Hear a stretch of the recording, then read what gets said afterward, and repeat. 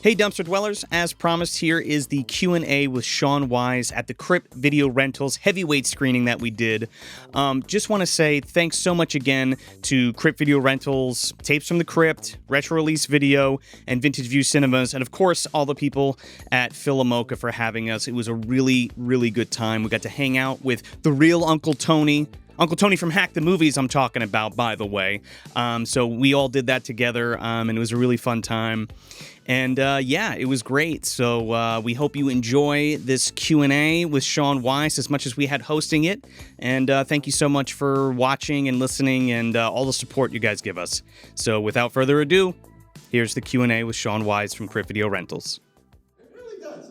It's great. It's We watched this like a few weeks ago, and I laughed harder this time. You catch even more, especially when you watch it like back to back, right? And in beautiful VHS. Yeah. Yes. The high fidelity. Let's give it up for VHS. Yeah, there you go. Give it up for Crypt Video Rentals too. Yeah. Give it up for Shaun Weiss. Yeah. Hey, let's go. Wherever he may be. Where is he? Oh, he's in the back. There he is. I'm coming on my way up. Oh, Okay. yeah, won't be here, man. Take your time. Let's take that. We can talk. What's up? I guess. How you doing, bud? I'm doing great. What was your favorite part of the movie? I like when Lars was essentially press gang into being one of the good guys. Lars is a pretty good character. Lars is hilarious. Tom Hodges is just so funny this week. It's a shame that he wasn't in more stuff. He should have been in more stuff. Yeah, I mean, well, we know him from Critters 2. Oh, He's of course. Wesley in Critters 2. You guys recognize him? Who here has seen Critters 2? Nobody remembers that character, Joe. Who here has seen any Critters? Where's all my Critters fans at? Right here. Nobody remembers wrestling. Wait. Come on. You didn't see Critters 2, your hand was down. Then you said we're a Critters fan, so you're just a fan of the first movie? Yeah. Not Okay. the second one's the best one. Not according to that guy. Oh, man. We're not here to talk about Critters, we're here to talk about heavyweights. Okay, well, okay, this 6 Degrees of Tom And Hodges. the inevitable sequel, Heavier Weights. I'm Heavier sure that'll be. There you go. Yeah, should we have chairs? Yeah, let's do chairs. Yeah, you want to do that?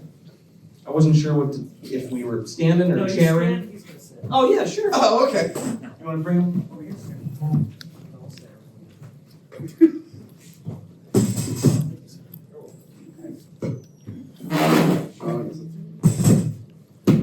Oh wait, can someone else get the chair? Why do we have to just grab the chair?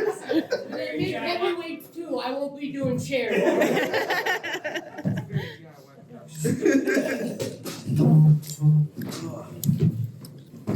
Sharing mics. Yeah, well, good. Yeah, you got to share. That's fine. Well, that was a lot of fun. Now I got a kick out of that. That was so much fun, especially watching it with you here in the audience. Yeah, I was happy that the movie got so many laughs still, you know, because it's not like people are faking laughs. People are still laughing at it. And Oh, yeah. It's a really funny movie. It's hilarious. I don't see comedies currently and it doesn't get that many laughs. So I'm proud of that. Yeah. Good. Well, you got Judd Apatow and Stephen Brill writing that, right? Mhm. So, I mean, comedy geniuses. Yeah. I'm curious, how much of the movie, did you improv anything in this film? I mean, I remember it being a very loose set. Yeah. But I don't remember what was and wasn't at this point. You know, I'll take credit for all the funny lines. Yeah, I made all that. That's the way to do it. But literally, one thing that stands out in my head from watching this movie was they definitely made a concerted effort to fatten us up while we were shooting this. Like they wanted us to be fatter at the end than we were at the beginning. And I know this by the kind of food they would bring in. Like, you know, they weren't trying to get us to lose weight. I was going to say, what was the catering like on this movie? Yeah. Insane. And just food all day long. Food. I was like, is this how it is on normal movies? They're like, no. They're trying to fatten you up. They're like, no, we're filming heavyweights. Where there's not a piece of lettuce in sight. Was that in the contract? The story I heard was that, you know, obviously, I don't know if you guys know, but the guy who wrote Mighty Ducks wrote Heavyweights. And the story was that one of the Disney guys said, we like the fat kid, give us a movie with all fat kids. So that's supposedly how Heavyweights came to be. That's insane. Yeah, and then Steve Brill was like, how do we get a lot of fat kids in a movie? Go make a fat kid. It's a strange, story. Do you want to talk a little bit about more Heavyweights, or do you want to? Can we jump back in time a little bit? Whatever. I want to ask you about your time on Pee-wee's Playhouse as Elvis. Yeah. Kind of just like how was that experience for you? Like working with Paul Rubens.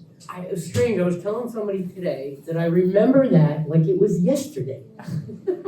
It's weird, like, you know how you have flashes of things in your life that seem more vivid than others? And I remember shit that happened at Pee-wee's Playhouse better than I do, like, some entire romances that I've had. You know what I mean? Yeah, it was a lot of fun. They made an effort to make it just like a fun place for us to hang out.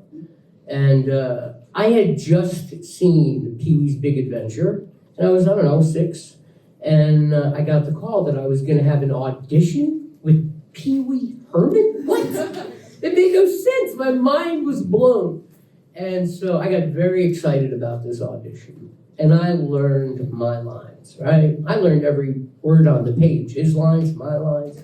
I stayed up the night before, all night learning these lines, and I had prepared this scene to go in and read with Pee-wee Herman. And so my mom drives me into the city from Jersey to New York City, and I was in the waiting room for about an hour, and I finally get in the room, and there's no Pee-wee Herman. No. Pee-wee was there, but he wasn't in his costume. It was just Paul Rubens, and he had a beard and a hat and was very inconspicuous looking. And I refused to do the scene. See, I got in the business because I was a little bit of an asshole, and adults just thought that meant I was talented. But I was a real, little ass. And so I had an attitude, and I was like, no, I came here to the city to read the scene with Pee-wee. I'm either doing it with Pee-wee or I'm not going to do it. Right? Absolutely. And so I stuck to my guns, and so Paul left the room. Took about half an hour, and he put on his Pee-wee suit. And he came back in the room as Pee-wee, and obviously I was floored. There he is! I knew he was here somewhere! And we did the scene, and after the scene, before I left, I said, Pee-wee, I just gotta tell you, before you got here, there was some guy telling everybody that he was you. And Pee-wee goes, that was Paul. He does that all the time. That's Steve Paul Rubens for you guys. Very, very sweet man. That's incredible, man. There was something else I wanted to ask you. Now, you did some work on Webster, too, which I used to watch all the time as a kid. We had interviewed Michael Ray Bauer on our show, and he was in a couple of those episodes, too, and I was wondering if you were in the episodes that he was in. Do you guys know who Michael Ray Bauer is? Doculus. Yeah. Michael Ray Bauer and I had a fierce competition. Well, no, it wasn't a competition. We hated each other. Oh, really? Because we were the two fat kids in Hollywood that were going out for all the parts. He had nothing but nice things to say about you. Well, now, but back then we hated each other. And I remember one time, I went to an audition, and I found out it was between, my agent said it's between you and one other guy. And I said to myself, it better not be that fucking guy. Well, I show up, and sure enough, it's Donkey Lips, right? Now, we have a scene, I've never told this story, even to friends. So, maybe I have. We had a scene. In the scene, the character is supposed to take out a dildo and do something with the dildo, put a condom on it or something. And we were in the audition room, and I'm practicing my lines, and he's practicing his lines, and he takes out an actual dildo. He's practicing what he's gonna do in the room. And I'm like, this son of a bitch brought an actual fucking dildo. How am I gonna top that? You know what I mean? I'm definitely not taking my own out. So we go in the room, I had a great audition, but he went in with the dildo, and he books the part. He got the part. I'm sure this is somewhere, like that scene. So I remember talking to my agent, and my agent broke me the bad news, and he said, yeah, the other guy got the part. And I go, I know that's fucking Donkey Lips. And my agent revealed to me that they also handled Donkey Lips.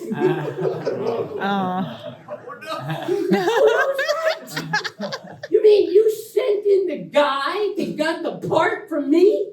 Like, that's not a very good agent. And I was pissed. I kept telling him, you mean my competition has a fucking list, and you sent that list in motherfucking Donkey Lips in there to get him? And I was pissed, and I almost fired my agent over that. Anyway, Donkey Lips and I have since reconciled. We've got quite a good friendship built up in our latter years. In fact, this beautiful grill that I now sport. I have a Lamborghini in my mouth. It's insane. It's crazy. Like, it's crazy. But Michael was the guy who introduced me to the dentist that did all this work for me, that donated this work for me. So I owe him a tremendous amount for that favor. I owe him one. That's incredible. And he's such a sweet dude. He is. He's the best. I'd still ask for an apology. I'd be like, why'd you bring the dildo into the thing? Like, I feel like you went too far. Method acting, bro. Well, he told us when he did the X-Files thing, he went like crazy in the room and was like throwing chairs and shit and like screamed in somebody's ear. Oh yeah. Just because you brought that up, and he like gave the guy like blew his eardrum. Crazy. Not for that guy, but. Yeah. What else? The Tony Danza show. Oh yeah, you were like one of the main characters. You were of one of the Tony main Danza. characters. What's it like working with Tony Danza? Yeah. And Scott Baio too, because you're on Charles in Charge too. Yeah. I did, yeah. Like I had a whole taxi thing going on. Tony Danza was the absolute best. Like, he was just a very fatherly kind of guy. I mean, I got a story about Tony Danza too. I mean, Hit us with it, man. Story night. That's why we're here. You better tell that story. I know they want to know. So Tony Danza, there's a funny story between me and Tony, and my mother, actually. So Tony had a thing where, like, you just don't ever call cut. You just keep working in the middle of a scene. If something happens, you keep going. So one night we're doing this scene, and we're in front of the audience, obviously. First take on a Thursday night. And I come through the door. I played his door guy, his elevator door guy in the building that he lived in. So I come through the door with my pompadour and my suit, and I do my best, like I was trying to do a Kramer entrance, And so I come sliding through the door, and I see Tony, and Tony has this huge booger on the side of his head. I mean, the kind of booger where you're like, what is that? Is that a joke? Did somebody put that there? And so I see this booger, and I just keep going with the rest of the scene, right? Because, what was my option? So at the end of the scene, they come up to Tony and they say, Tony, we got to do another take because you did the whole scene with a booger on the side, And Tony's like, a booger? What? Come on, a booger. He's got a booger. And they're like, no, Tony, this is like a booger from hell. I'm just hearing it. Yeah, this is like a booger that nobody's ever seen before, Tony. It's like bigger than a Brajol. So he's very upset because he did the scene in front of the audience for the first time, and now he has to do it again, and they're just not going to laugh the same way. And so he's upset that we have to do a take two. And I made the mistake by telling him, yeah, I saw the booger, Tony. I didn't know what to do. I almost started laughing at you with the booger. It was so disgusting. Yeah, crazy times, Tony. And Tony didn't like that.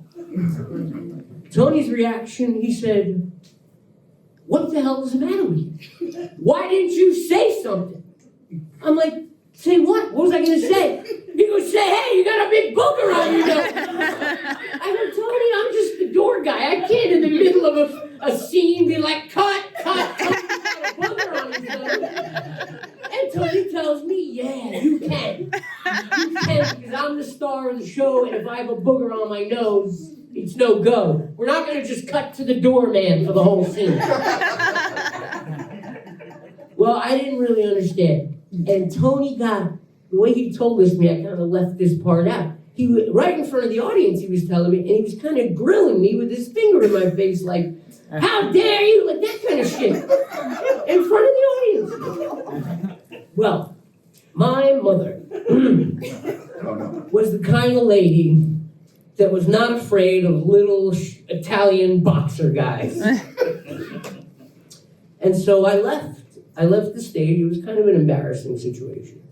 And one of the PAs came to look for me, and they said, Tony really wants to talk to you. And I go, I could not right now. I need a minute, because I was about to cry, literally, you know? And a couple minutes goes by, and the PA comes back out, and he goes, things have escalated. Your presence is requested on set. I go, bro, I don't know what to tell you. Tell whoever to go fuck themselves. I need a minute. Goes back out, comes back out 30 seconds later. Tony says your mom is scaring him. Please come get her. So I didn't see what went down, but apparently she interacted with him in front of the audience in a very similar way that he interacted with me. My mom was the kind of lady where, like, she was the only person that could yell at me, kind of thing. Yeah, I don't know if you can relate. But anyway. No, absolutely. That story stands out in my mind. Well, real quick, my name's Tony. Do I have anything on my nose? We're good? You're good, yeah. Oh, thank you. Because if we weren't, I would have started yelling. It's all right. I'll make sure not to tell you next time. So dovetailing out of that, I mean, we're going right into Mighty Ducks, yeah? Yeah. So, so originally you were going to play, is it Atuk or Atuk, the Eskimo? That's right. The part was originally for an Eskimo, and he had one line in the movie, I am Atuk, the goalie. Atuk, there you go. So how did that evolve into Goldberg? Well, we got to training camp, and you know, I think the producers and the director and Steve, the writer, they just got to know us a little better after, you know, during our 3-month training camp. And I don't know, again, I feel like I was just a little asshole, and they said, that guy will probably be funny in the movie. So they just kind of wrote me more lines. Now, the Mighty Ducks was definitely a situation in which I think most of my better lines were ad-libbed, because that was definitely a free-range thing. And a lot of those scenes where we're talking amongst each other really weren't really fleshed out. So we would flesh them out in the rehearsals before we shot. Yeah, that's incredible. I believe you had a question about D3. Yes, because this is the only piece of trivia on IMDb about Mighty Ducks 3. That apparently you only did heavyweights because they were telling you, well, if you don't do heavyweights, you can't do D3. Is there truth to that? Hey, can you expand on that? No, there was no threatening necessary for me to go out and do heavyweights. They were just like, want to come make a movie at a summer camp? And I was like, yeah. What day do I get there? We got to change on IMDb then. Yeah. I'm not sure where that stuff like that comes from. That's probably a more interesting answer than the one I gave. Probably how it came about. I don't know who tried to start a feud between D3 and heavyweights. Weird thing. I don't like heavyweights. You gotta make sure D3's better. I'm gonna make this right. There were a couple movies I did miss out on. There was a movie called Major Pain. Oh, yeah. I wanted to do that, but couldn't because of scheduling. I was going to do one of the characters. Did you audition for Major Pain? I think they were just going to give me the part. Oh, really? Yeah. That's incredible. Yeah. So but I was upset that I didn't get to do that one a little bit, and one other I can't remember right now. Hook. Was it Hook? You know what? I'm watching the movie, and I'm like, how was Shaun not in Hook? It feels like something you would have been in. That's like something you would have been in. I think I might have been up for that. Stole the show with I was definitely up for, it was between me and the guy who got the part for the part of Roseanne's son for her sitcom. Oh. Yeah, and everybody wanted to hire me, the executive staff, everybody but Roseanne. She wanted that guy, and it's Roseanne's show, so. So in theory, you could have been on a show with Sheldon Cooper. A life. Speaking of Mighty Ducks, though, I am curious. I'm sure I could look this up, but just watching heavyweights, I had this thought of just this camaraderie you and this group of kids through these different franchises had. Was that felt on set? Like getting to see these guys again on these different films? Absolutely. I mean, definitely the guys that were in Ducks and Heavyweights for sure, because we just spent so much time together. And yeah, in both of these movies, definitely a camaraderie develops, just as they do in any sort of, camp setting or any place where you're away from home and you're, with another group. You kind of feel like you're all working on the same project together. And then in the rehearsal segment, like leading up before the shooting, we're just all like hanging out, going to sleepovers, and it was really the best possible time. I didn't know like how awesome it was when it was going down, kind of thing, Such is life, right? I have a question. Go ahead. How heavy was it holding that thing up for that photo? We never took that photo. We called I it. didn't take that photo. That's just my. Yeah, where does that fit? That is our heads glued on other fat children. Joke about that in the movie when they glue his face on. It's like, well, you guys did that for the poster. I was in a jail cell, kicking dope, and a cop walked into my cell and he holds out his cell phone and he goes, "Is this you?" And that was on his cell phone. And I'm thinking to myself, is that going to get me raped more or less? What do I say? I'm not sure. We'll see. When you just say, no, well, that's not actually me. It's technically me, but it's a photo. Like, it's my face. I don't know whose body it It's a long is. story. But that's a great photo, right? Yeah. Which one are you a bigger fan of? The one with the Boy Scout type shirts or the one over there with the other type shirts? They switch shirts on the posters. Oh my God. I never knew that. Yeah. How is that possible? That's the VHS and that's the movie. Yeah, that's the one sheet, and then Yeah. that's the VHS artwork. One's the teaser and one is the actual. Oh my God. I guess those shirts weren't exciting enough, so they just painted I can't believe Boy I've Scout never type even stuff known over that. it. Well, how would they know it's a camp movie if they're not in camp gear, right? I just am stunned. I am how just not observant I am. I mean, that has to have been like that for the last 30 years. Yeah. They were so. I couldn't believe it because I watched the Blu-ray the other day. Well, and then, I'd say the regular shirt, sorry. Oh, okay. I couldn't believe how much stuff was cut from the film. How many gags were cut from the film. I want to ask you one thing first. So the Peter Fitz line, the Seymour Butts line that was changed to Seymour Butts. Was that like a you thing? Was that in the script or was that like off the cuff? The line in the script was they belong to Peter Fitz. Who's Peter Fitz? Anybody's Peter Fitz if you push it hard enough. Why didn't Disney want that joke? I hope we can figure that out one day. So yeah, I mean, it's edgy in today's standard. There's a lot of dick jokes in the movie. There are, yeah. Including the poster for crying out loud. It was a giant dick joke, literally. Yeah, so there was that line that made it in were just a bunch of alternates that we did in the end when we were just adding lines during the looping process. But I never thought that was going to make it in the movie. If you're going to cut any scene, it'd be the one where the punchline looks like a kung fu movie, right? Like, it's just horrible. It makes no...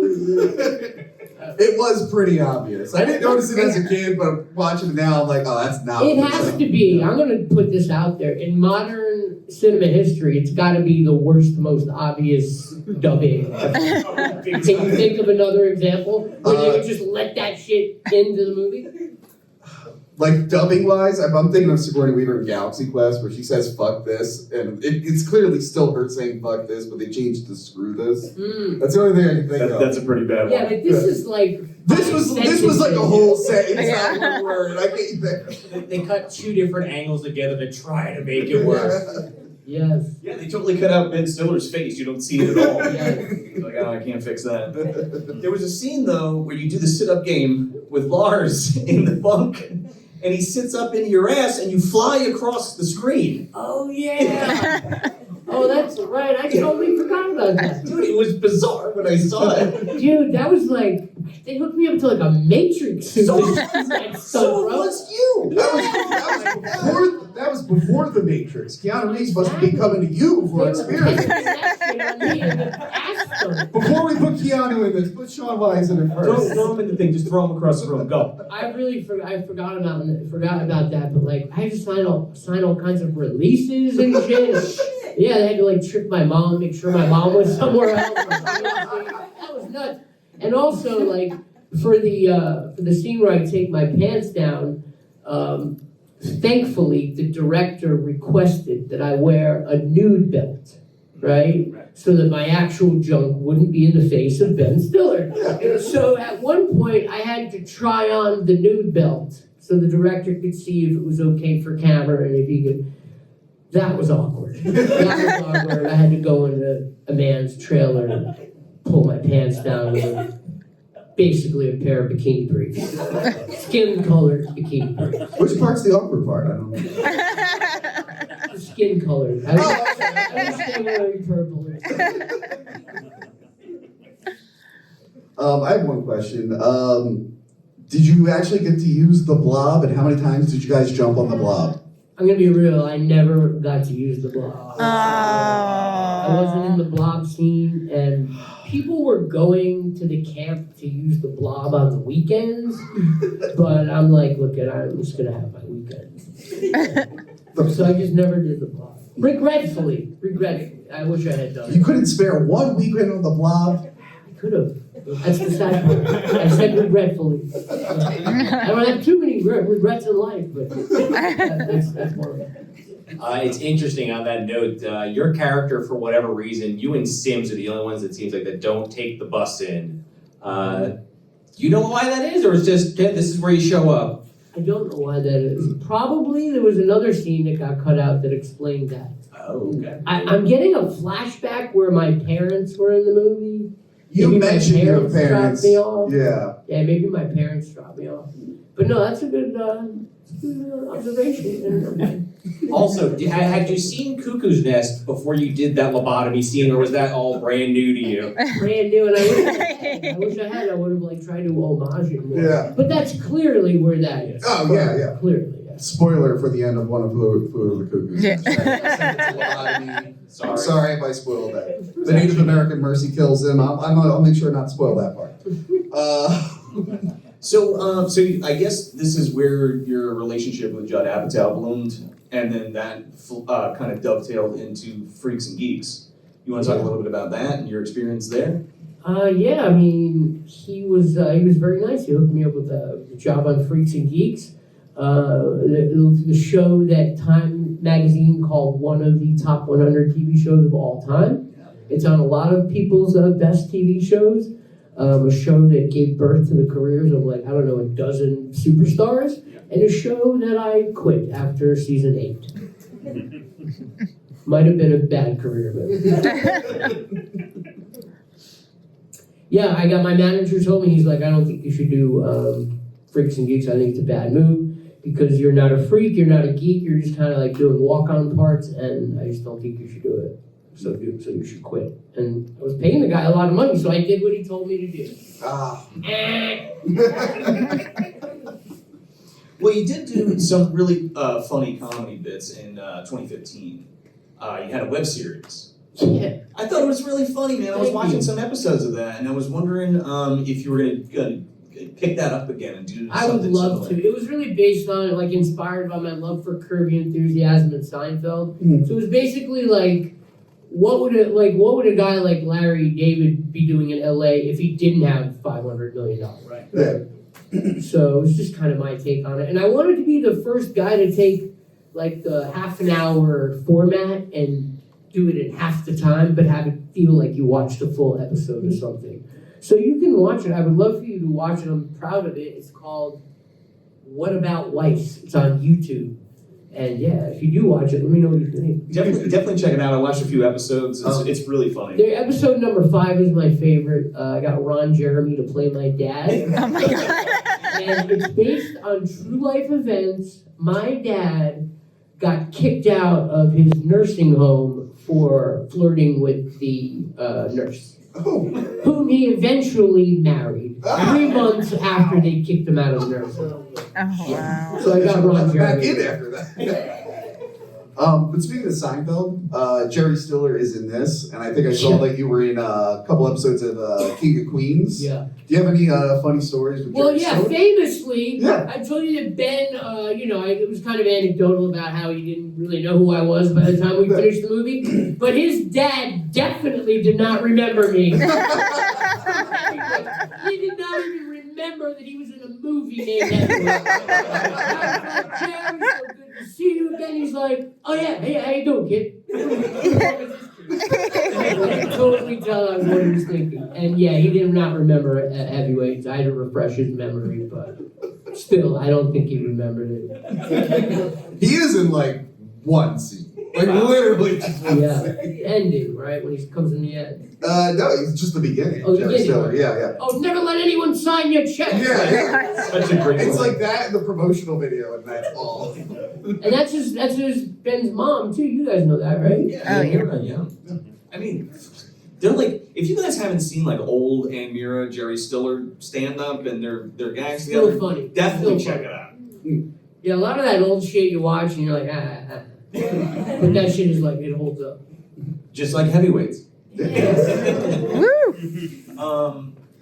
Real quick, I wanted to ask you about this too because I thought it was interesting. You produced a movie called Encounters, but it also says you wrote it. Is that true? Yeah, I mean, Encounters was also something that was very improvisational. So, I mean, I wrote the outline and came up with the story and stuff like that. That's pretty. You guys can see that now. I just Yeah. found out that people can watch that. It's on Prime. On Prime. Yeah, it was on You Prime. guys, check it out. It's kind of like Blair Witch type thing meets a Larry David type thing. So we try to be funny. We try to be funny.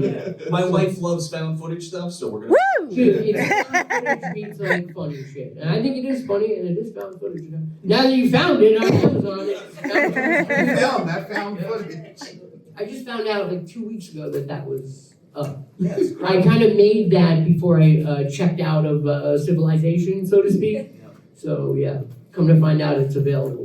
Please let me know what you think of it. Absolutely, All right. yeah. And maybe we can have you on to talk about it. If Yeah, that's something sweet, you I want would to do, love yeah. it. Because if people like it, and because I always thought it was a really cool thing that could definitely get traction and would develop an audience. So if I have a reinvigorated sense of confidence in it, I'll probably, try to get it out there and have people see it. That would be fantastic, man. Yes.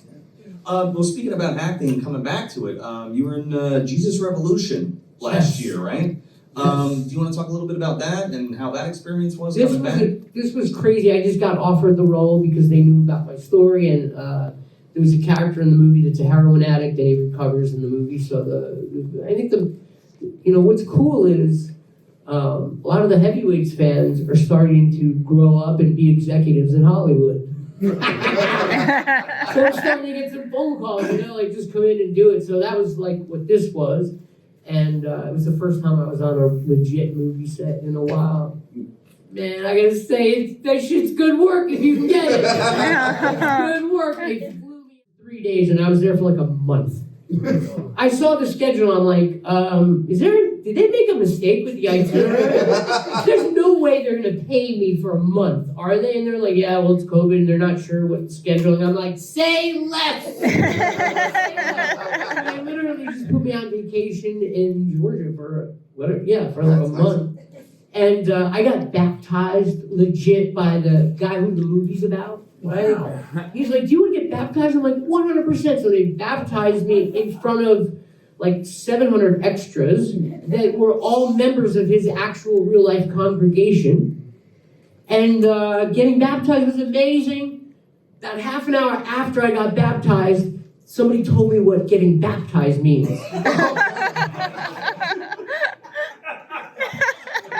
I was like, all right, still, baby, that's fine. I would take all the help I can get, right? I'm not saying no, I just didn't fully understand. Can we do halvesies, or I don't know. It was a very awkward situation. I wasn't about to go in and be like, all right, check it out. I hadn't read the fine print. I didn't know what I was, when you dipped me, I didn't know. Strange. I was going to say, what else did I want to say about that?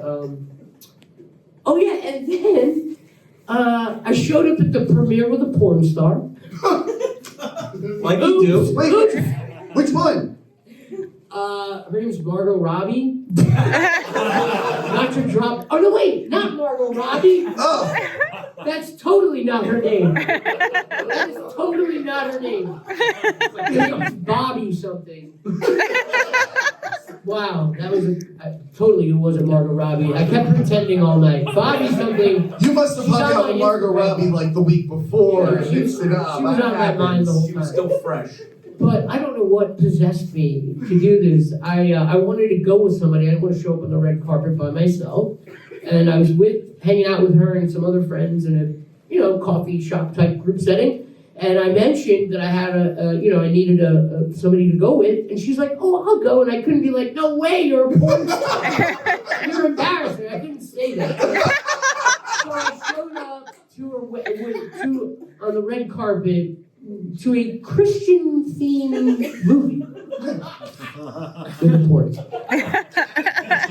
Thank you. It's poetry is what it is. And the last thing I would say about it is just what a wonderful surprise that movie was, because it really was a great movie and a feel-good movie, and I highly recommend it. It's on Netflix. It's on Netflix now. I was going to say, I definitely want to check it out. We should all check it out. You should, for your own good. I mean, Wow. I'm not getting any more money from it, so for your own good. Yeah, my brother-in-law loved it. He also loves Mighty Ducks and everything. So I'm just like, yeah, that's cool. This guy's in all your favorite movies, apparently. Nice.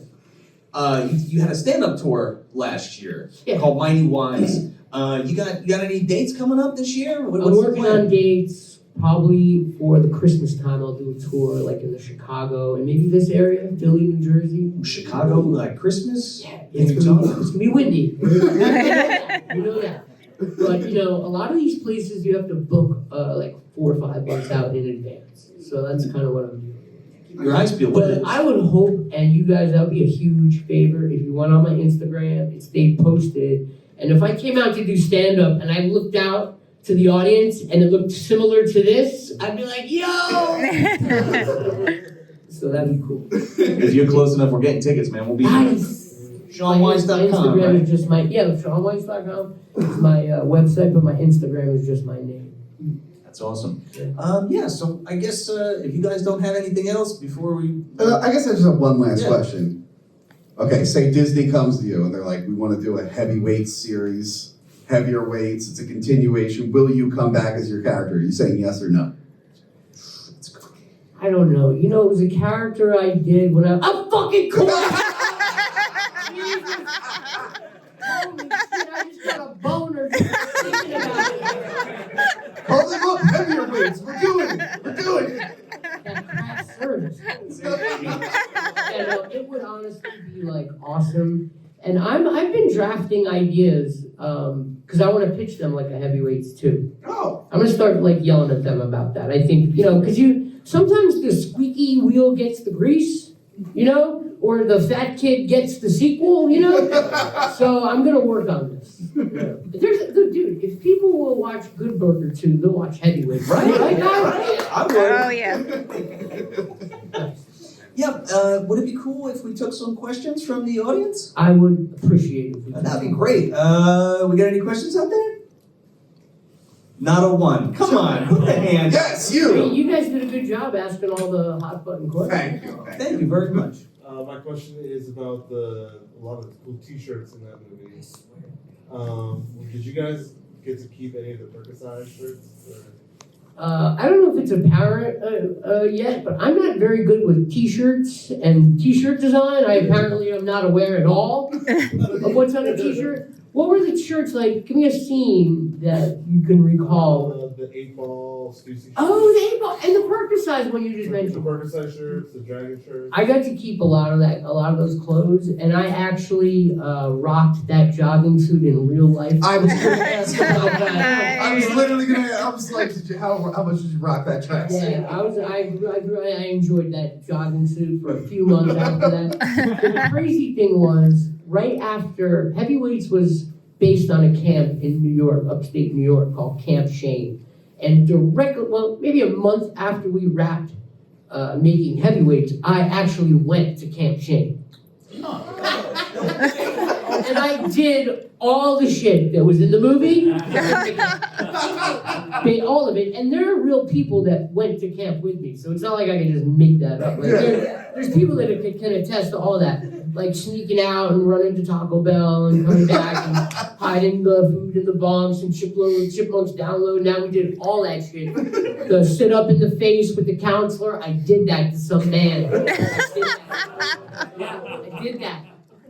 And so I always wonder, like, what it was like for these kids, like, after spending that summer when this movie came out and they watched it, like, what they must have sounded like telling their friend, "You don't understand, I went to summer camp with that guy, and he did all of that." They must have just sounded ridiculous.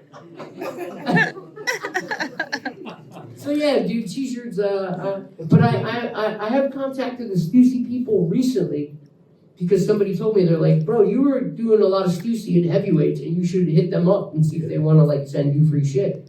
So I did recently. I was like, "Yo, you want to send me free shit?" I haven't heard back. You should try to get some more free hats. Those hats we're wearing in this movie are pretty sharp. You ready Stussy too? The hat? Yeah. Oh, they were okay. All right, who's next? Come on, look, right there. Yes, you. I'm so excited. Yes, we have him, yes! So when Ben Stiller locks up, there's the whole scene in the camp while hell breaks loose with the fireworks and the food and all that stuff. So Food orgy is what it was known as. what was it like filming that, and what was it like actually getting cleaned up after that? Bro, that was like probably the single most fun night. I almost said funnest night. That was the single most fun night of the shoot. Because we didn't do a lot of nights. So that was one of the shoots where like call time is 6 p.m. That's when your day starts. So we were all just super excited about that. And then they brought in like all these gigantic like lights and cranes. So it was, of all the days, like the biggest production day. So like just the busiest day on set. And that food orgy, man, we just had a blast. Like, you have permission to just waste as much shitty food by throwing them on your friends as fucking possible. You can literally stuff a Twinkie in your homeboy's face. And I would be like, "Thank you, can I have another?" All day long. Crazy, the sad part about that scene, Jerry slipped on a ding-dong and actually broke his arm. Had to do the rest of the movie with a broken arm in a sling. They did a really good job of hiding it, though. I didn't notice at all. Yeah. There's the one scene where you can notice it, and it's in the scene where Nurse Julie is teaching you guys how to cook. No, that wasn't his cast. Well, it was under the table.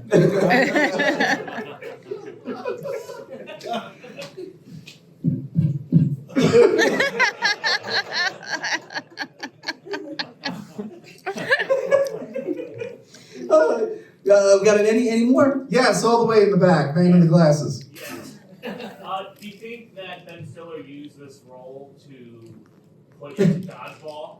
Yeah. I think there's definitely a lot of similarities in the two characters. What my man Ben did to prepare for the role, I wouldn't even begin to try to unpack for you.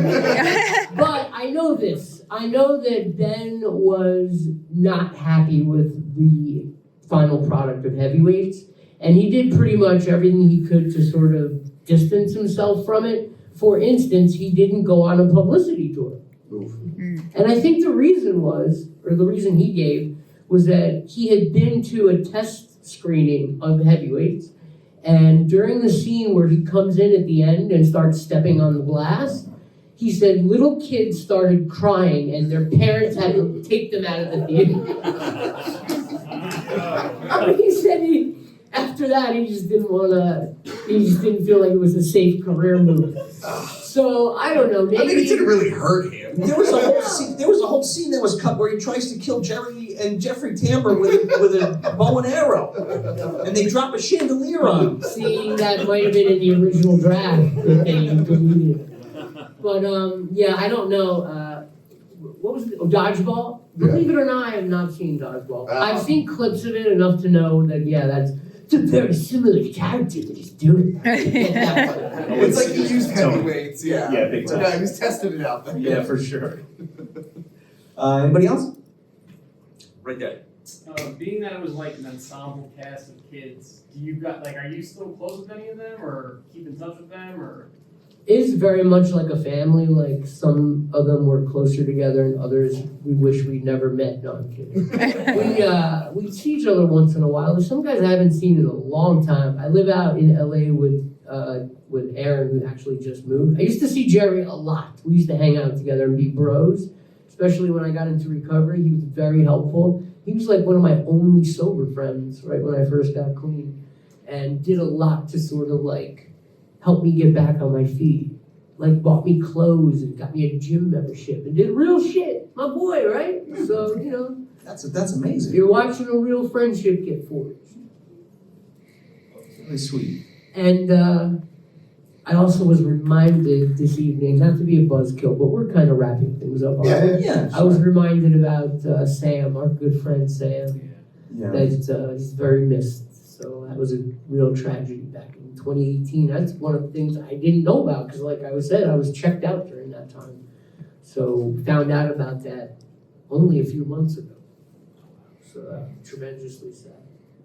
I think they say I'm about to make a joke I should not make. Just shut it down, bro. Your buddy died. Now is not the time. I think they say it was blood sugar related. Which is not really a joke, it's just irony. Eat healthy, folks. Eat healthy. I think Salami Sam would have appreciated it. Yeah. I mean, you do the real man, you tell us. Yeah, no, he definitely would enjoy being mentioned. Okay. One of my favorite characters too. I'm sure a lot. He was the best, and just the best guy to have in the crew. You know, he was like everybody's best friend, and had a very contagious laugh. And you couldn't be in a bad mood when Sam was around. Nice. For sure. Anybody else? We take one more? We think? What do you think? Come on. One more. You're forcing somebody to make something up. Make it up. No. You again, yes. How was the cast after the kiss scene? Oh my God. That was Sam. We were all trying to have sex with that one girl. We all thought we could get some, and I don't think we cared if the other guy had it first. We were just trying to get in there. She was a sweetheart, but poor girl, to show up in North Carolina and have a bus full of fat kids, one after the other, just trying to flirt with you. And the balls of us to think that we could, but you know, we were getting treated like movie stars. So we forgot that we were fat little dudes for a little bit. And I don't know if anybody, the diehard heavyweight fan might know that she went on to be a Playboy centerfold. The girl that's in the dance. They didn't know that, like the Jay Giles song. There you go.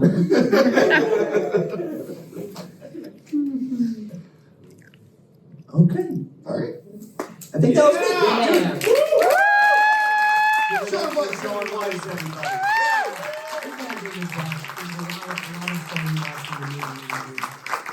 Dude, thank you so much for coming out. We really appreciate hanging out and talking to us and taking questions and stuff, hanging out, watching the movie, and just being here. And we're glad you're here. And we love you, man. Thank you. Yeah. Again for Shaun Weiss, everybody.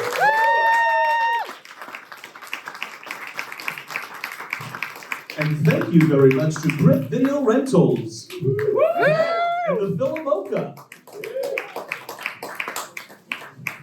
Crypt Video Rentals. Crypt Video Rentals. Crypt Video Rentals. No, you gotta do the quack, dude. Quack. Quack, quack, quack, Quack, quack.